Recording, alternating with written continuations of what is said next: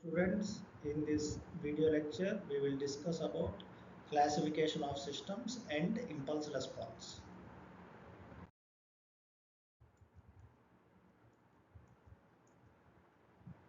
The learning outcomes are, at the end of this session, you should be able to understand the classification of systems and you should be able to explore impulse response. So we are here showing the block diagram of a system. The system is operating on some input signal and it generates some output signal. Certain examples of the system are public address system, a digital computer or mobile phone. All these are systems. Represented by certain operations, the operations which are performed by the system. Now we are going to discuss an important topic called impulse response. Impulse response is the output of the system when the input is the impulse signal. And impulse response is denoted by h of t. Hence, we can write h of t is tau of delta of t, where delta of t is the impulse and tau of delta of t is the output of the impulse, which is the impulse response h of t. We can use this impulse response h of t to describe the system. If we know the impulse response of the system h of t and we know the input x of t, then the output of the system y of t is the convolution of x of t and h of t as given by the equation y of t equal to x of t convolution h of t. Here this star in the above equation denotes the convolution operation, which is this integral minus infinity to plus infinity x of tau h of t minus tau d tau. We are going to discuss now the first classification of the systems, causal versus non-causal systems. A system is said to be causal if the output of the system at any time n depends only on the present and the past inputs, that is x of n minus 1, x of n minus 2, so on. But it should not depend on the future inputs such as x of n plus 1 or x of n plus 2. A system which does not satisfy this condition is called a non-causal system. Now if we see this first example, y of n is x of n minus x of n minus 1. This is a causal system. Now if we take the second system, y of n is x of n plus 3x of n plus 4. Here we are having the future input x of n plus 4. Hence this is non-causal system. Now we are going to discuss very important classification called linear versus non-linear system.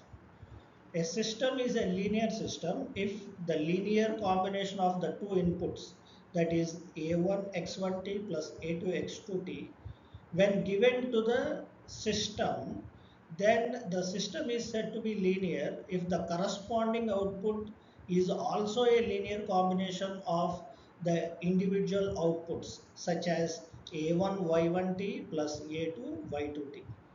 We can write this in this following mathematical equation.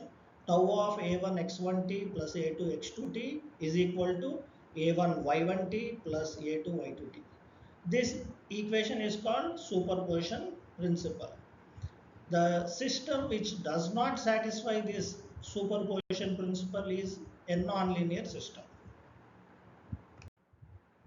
Here we are even showing the linear and nonlinear system in the discrete time. So we can write the equation for the linear system in discrete time as tau of a x1 of n plus b x2 of n is equal to a tau of x1 of n plus b tau of x2 of n. Here we can see a diagrammatic representation of the linear system. Now we are going to discuss another classification called static versus dynamic system. A static system is a system that depends only on the input at the present time n. but it does not depend on past and future samples. A system which does not satisfy this condition is called a dynamic system. And we can also call the static system as memory-less system and the dynamic system as a memory system. Of course, if the system is depending on past or future samples, it will need the memory. Hence, the dynamic system is a with memory system. Now we are seeing a simple static or memoryless system. Y of n is A x of n. Now we are going to discuss another important classification, that is called time variant versus time invariant system. So we are going to study what is a time invariant system. This is also called shift invariant system. So if the output of the system to a time delayed input, that is x of t minus tau, it must be the same output y of t, which is also delayed by the same delay, which is tau units, that is y of t minus tau. Then the system is called time invariant system. We can describe this in mathematical formula as tau of x of t minus tau is equal to y of t minus tau. A system which does not follow this equation, which does not satisfy this equation, is called a time variant system. Now we are showing the description of time invariant system in the discrete time. So if we give the delayed input, which is x of n minus k, then the output should be the same output y of n, which is also delayed by the same units of time k, that is y of n minus k. Here we are also showing a pictorial depiction of the time invariant system in the discrete time. Here we are doing a problem where we are checking if the discrete time system given by y of n is equal to x of n minus x of n minus 1, is it time invariant or not. So first we are going to obtain the delayed output, which is y of n minus k. So we substitute simply n minus k in the above equation. So we are going to get y of n minus k is equal to x of n minus k minus x of n minus k minus 1. Now we are going to delay the input by k units. That is, we are going to apply x of n minus k as the input to the system.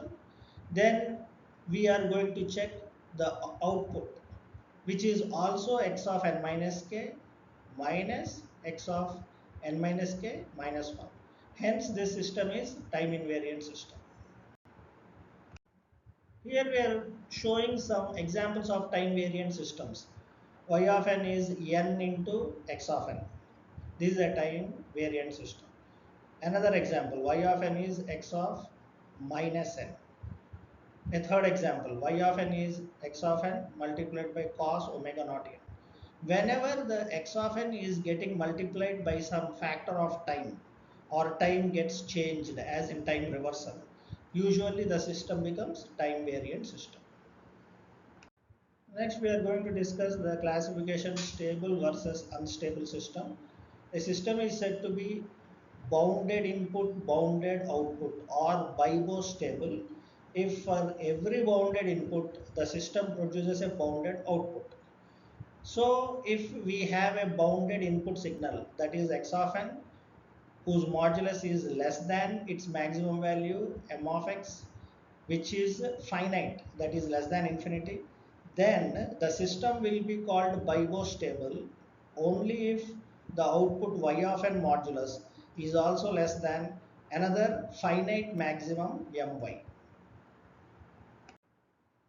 Here we are seeing an example of a stable system which is given by y of n is equal to x of n minus x of n minus 1.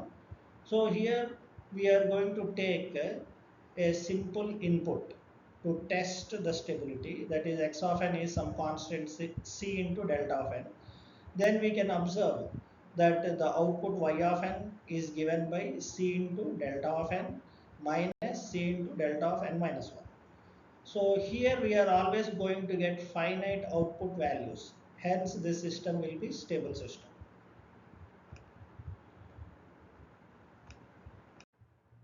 Here we are giving the example of an unstable system, which is y of n is equal to y of n minus 1 plus x of n.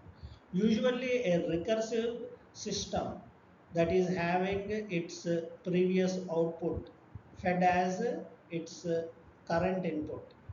Whenever this recursive equation is there, the system can be unstable.